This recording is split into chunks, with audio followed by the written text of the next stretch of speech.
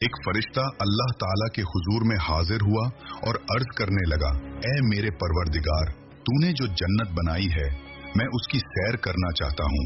मैं ये देखना चाहता हूँ कि तेरी जन्नत कितनी बड़ी और अजीम है।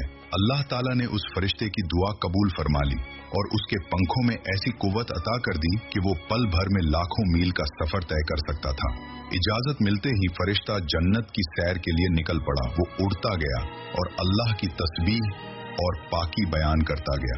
सिर्फ तस्बीह और तहलील करते करते 1,00,000 साल गुजर गए। फिर वो रुका, सजदा किया और अल्लाह की इबादत में मशगूल हुआ।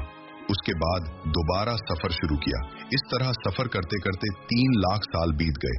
अचानक उसे जन्नत में एक बेपनाह खूबसूरत महल नजर आया। ऐसा महल जो नूर से चमक रहा था, जिसकी दीवारें याकूत और मोती से बनी हुई थी और दरवाजों पर जन्नती रेशमी पर्दे लटक रहे थे। उस महल के पास एक हूर खड़ी थी, इतनी हसीन और रोशन कि फरिश्ता पल भर के लिए ठहर गया। हैरत से पूछ बैठा, ए जन्नती हूर, तू किसकी जौजा है? हूर मुस्कुराकर जवाब देती है, मैं अल्लाह के एक नेक और पसंदीदा बंदे की जौजा हूँ, जिनकी अभी दुनिया में पैदाइश भी नहीं हुई।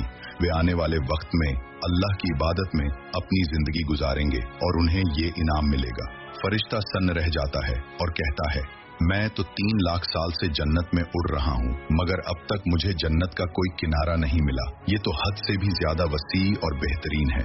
वाकई जन्नत अल्लाह ताला की रहमत और कुदरत का बेनजीर नमूना है, जिसकी नेमतें और हुस्न इंसानी तसव्वुर से कहीं आगे हैं।